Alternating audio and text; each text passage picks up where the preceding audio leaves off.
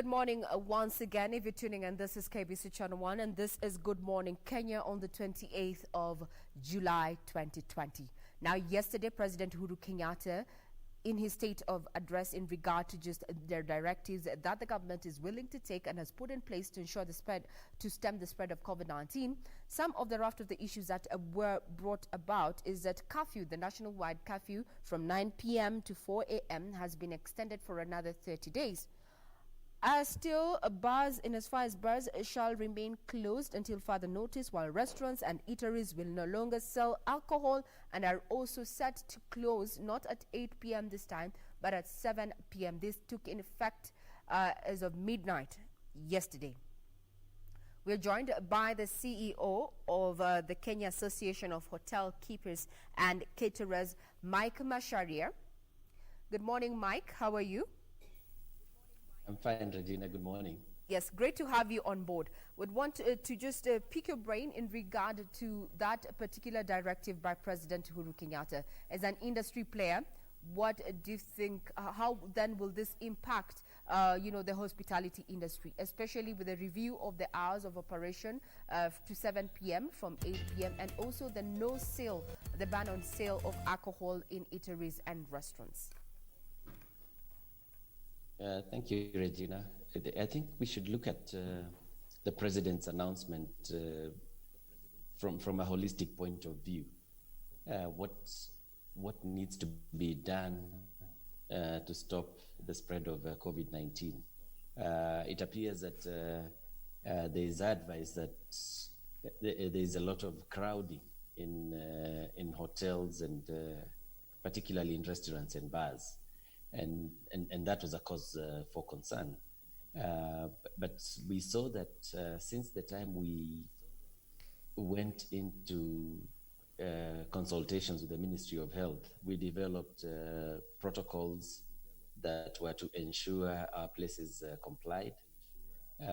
We've been testing those protocols, and I can report here that in hotels, everything is fine. We are not seeing any crowding. We are not seeing people flouting the rules in hotels. And in a good number of the restaurants, we are also seeing a lot of compliance. However, there has been a few bad apples that have really messed up everything. So obviously, the decision is understood. Now, in terms of the timings of the restaurants, the way we plan ourselves is that we would take the final order at around 7 and start shutting down at 7:30. So what that means is that it reduces our working hours slightly lower. So the impact might be we will not be able to service dinner clients for the time being. But again, these directives have been given for the next 30 days. I don't think there is any cause for alarm. Let's see whether let's give it a chance. Let's see whether the infections will start dropping, because that's the main concern. The main concern is health and safety.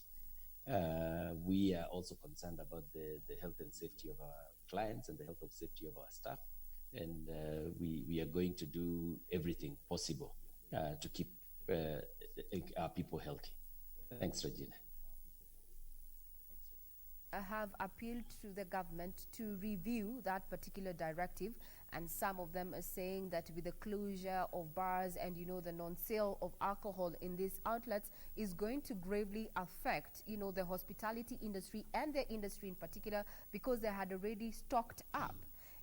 From where you sit, are you seeing an opportunity to have a review in regard to this particular directive that was issued yesterday by the president? The immediate impact, obviously, is that some people will lose jobs, because, as you know, some of these restaurants operate on the daily take. So there will be some losses of jobs for sure. But listening to the president's speech yesterday, he was finding it very difficult to strike a balance between economic well-being and health and safety, and those two are actually very intertwined. If you have an unhealthy population, then the economy will not grow. And if you have a poor population, then health becomes a secondary issue. So this is a balance that, to tell you the truth, Regina, I'd hate to be in his position because it's a balance that is really, really difficult to achieve. But, you know, in terms of the bar owners making an appeal, that is well understood because obviously a good number of them had invested a lot of extra money in putting up the protocols that had been given by the Ministry of Health. And I would not blame them for feeling, a bit betrayed for trying everything only for one or two places to flout the rules, and then the rod hits everybody. So I would understand them, but at the same time, I think we should all look at this situation. Decision, is it the worst decision? There were other measures that were taken. You will recall that even churches had been closed for quite a while. You will recall that hotels have just started working since March. You remember we didn't have any flights coming in. The airspaces opened up just recently. We are looking at international flights coming in from the 1st of August. And even though the decision to shut down bars at the moment appears harsh, it may be for the greater good. So I think for now, we should try and support, even though we feel that we've lost quite a bit of investment. I think we should try and support the president's decision and see whether we can be able to reduce the number of infections, because we also don't want a situation whereby we'll have international travelers coming in and they are afraid because the numbers are rising. So we have to try and do everything to mitigate the situation at the moment. But the bar owners, they have two associations that deal with self-regulation, and I think they're better positioned to inform us on what they have done. But from the restaurants that I have seen, I saw that there is quite a lot of compliance, because we also do our own independent checks. But there are areas where we had problems, and where we had problems, we were encouraging our people to call in the authorities, but at times it wasn't always possible to get the police on site in good time. So let's see how it unfolds. It's 30 days, and it could make a very big difference. Now, crossing over and just looking at the tourism, domestic tourism as it is, it said that hotels had closed, but now we are seeing a slow, opening up of the hotel industry. As we expect the, incoming flights from, the international market come next month, there's been talk, especially from the Ministry of Tourism, appealing to stakeholders to actually review their pricing downwards, so that locals can get to sample the hospitality services and products. But in a rejoinder from your umbrella organization, is that your stand is that the government to lower the taxes, then the pricing can actually go down. From where you sit, maybe you can, make us understand, especially at this time when the hospitality industry is really trying to stay afloat, and the domestic market is, likely to is a lifeline as it is. Then how do we strike a balance from where you sit? Regina, first of all, let's start with what government has done. And you will recall we sat with government very early on, and the president himself took an unprecedented step of reducing VAT by 2%. That has never happened in the history of this country. He also did another great milestone. The next thing that he did through the Central Bank of Kenya was reduce interest rates and extend repayment periods for loans. The CS Tourism proposed a recovery package that was in the budget, was read to be about 3 billion shillings. I saw reports that there has been an improvement to 10 billion. I haven't seen the budget estimates yet on that. And many other things that the government did. So for us to turn around and indicate that the government has not done enough in terms of reduction of inputs is really not a fair statement to government. Now, what we are doing is that we've gotten together with the Kenya Tourism Board, and we are running promotional campaigns, and these are starting this coming week. We have we've always been a partner with the Equity Bank, and we are running a promotion with the Visa, the credit card holders. We've gotten into a partnership with Safaricom, and we'll be doing promotions. We've spoken to our members. If you have seen, there's a lot of deals coming through.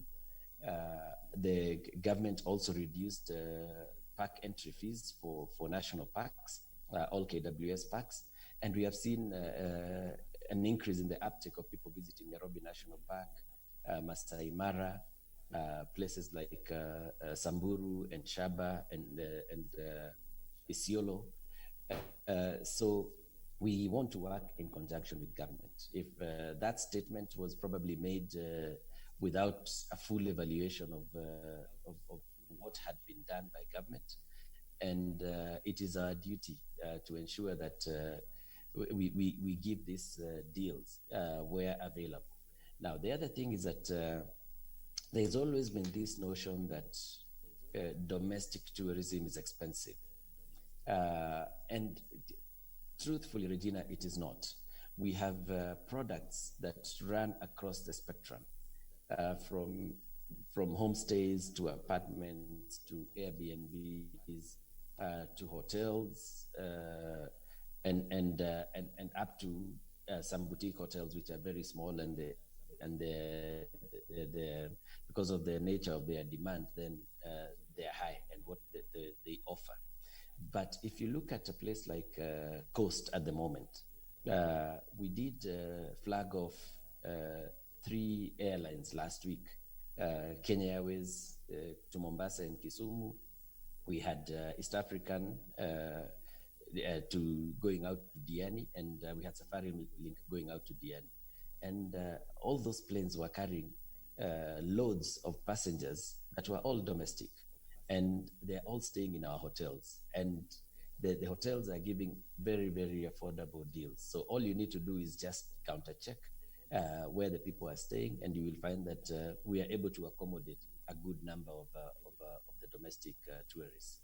So it's not really a big issue, and it's not the first time that we've come up with promotions to attract members of the domestic market. We even do sales promotions externally, so it's not something that should be dominating the news. I saw a very good story yesterday on South African TV talking about the wildebeest migration taking place in Mara, and there was some good pictures.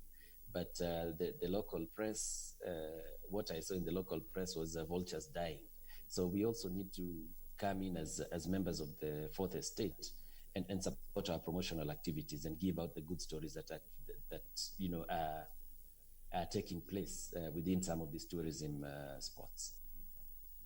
As we wrap up this conversation, Mike, Kenya is expecting, to just lift the ban on international flights come next month, the 1st of August. And also the Ministry of Tourism is considering to do away with the 14-day quarantine for international arrivals. What is your take on that particular, thought? They have not exactly said it, but they are considering to do away with the 14-day mandatory quarantine for international arrivals. What's your take in light of the surging COVID-19 cases? Like I said, Regina, we have worked through this. You remember we launched the standard operating procedures for the industry in Kenya. And this included airlines, tour operators, hotels, restaurants, national parks, and even transport. And we were even reaching out to taxis. And we worked on this document as a committee that had been appointed by CS Balala and the Ministry of Tourism.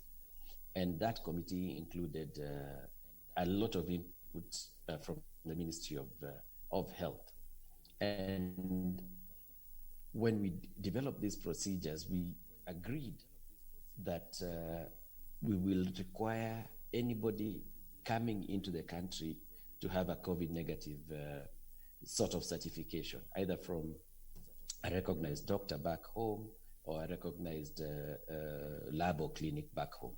And once we had that, and the airlines also had that requirement, then we did not really see the need of having somebody come into quarantine if they have only been tested like 72 hours before.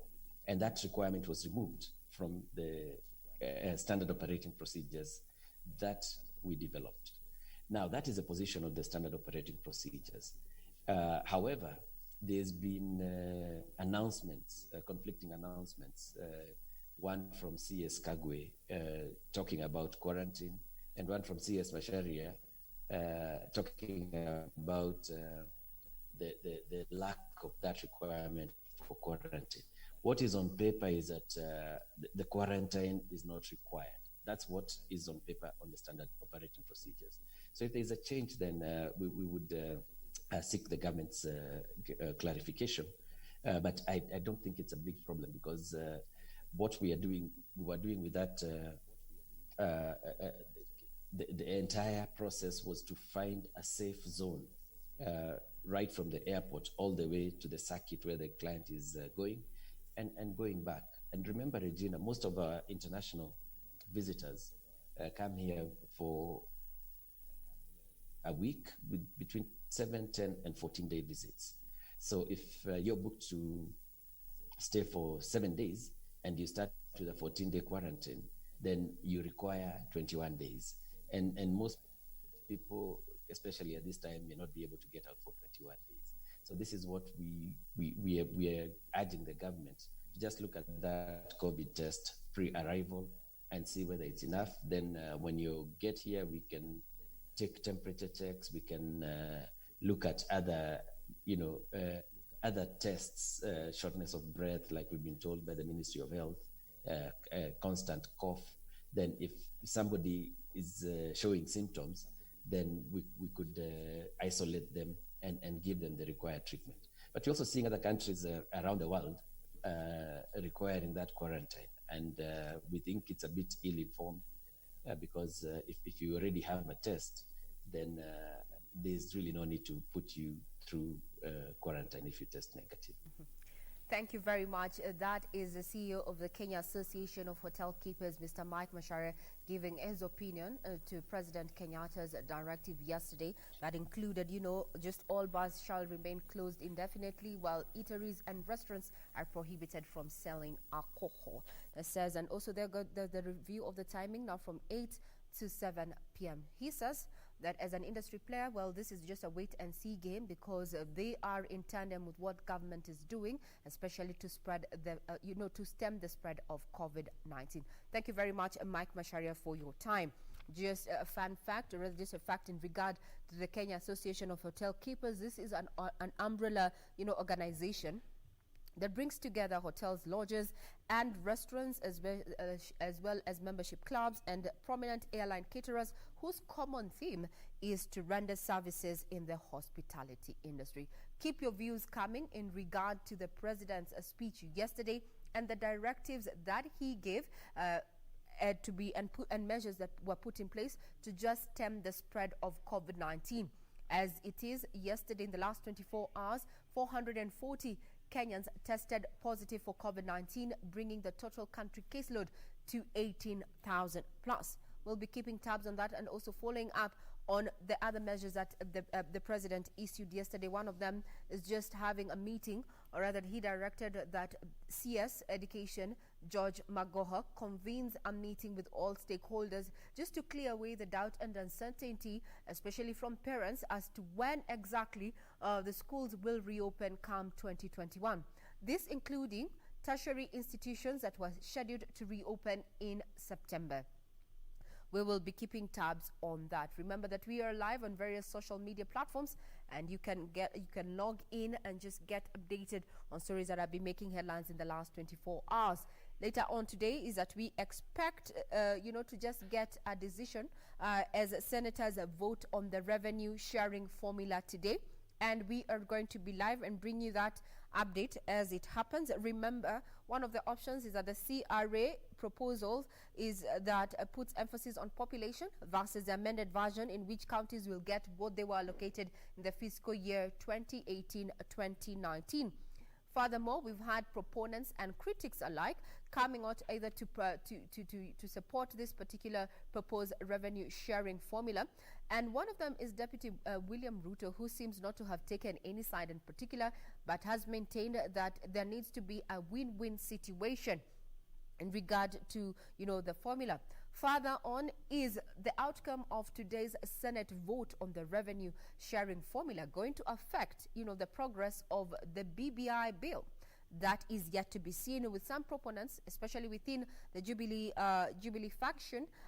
Quoted there is, Jubilee whip Irungu Kang'ata saying that depending on the outcome of today's vote within the Senate in regard to that revenue allocation, proposal, then it might actually mean failure or success of the BBI in terms of passing the bill. Now, some in the proposal as it is, it's going to have casualties and also top gainers. Some of the gainers include 28 counties drawn from Western, Central, and Rift Valley, while some of the losers in regard to the revenue sharing includes 19 counties from the coast, eastern and northern Kenya. 316.5 billion shillings is the monies that counties are expected to share for the fiscal year 2020-2021. Just summing up what we've been having for you this morning. Remember, we have so much in stock for you, and we're also going to be focusing on, the issue of teenage pregnancy as well as, FGM. At a time, when stakeholders have said that children are under attack, the reports that we have is that, according to the National Council on Population and Development, is that 2 out of 5 teenagers in Kenya are either young mothers or are pregnant since the COVID-19 pandemic. Remember, Kenya confirmed, or rather reported its first case on the 13th of March 2020, and during that period, the statistics that we have from the National Council on Population and Development indicate that 2 out of 5 teenagers in Kenya are either young mothers or are pregnant. Now, with children expected to be at home till January 2021, the cases are bound to go higher. And as such, we interrogate the causes and the necessary measures to put in place to ensure that we secure the lives of the future leaders. All right. And if we do not arrest this situation, indeed, we're bound to get into a difficult situation with young mothers, and and these children might just end up not going back to school come next year. That is a topic of discussion that we're going to be handling in not too long. I'll be joined by various guests to just put that into perspective.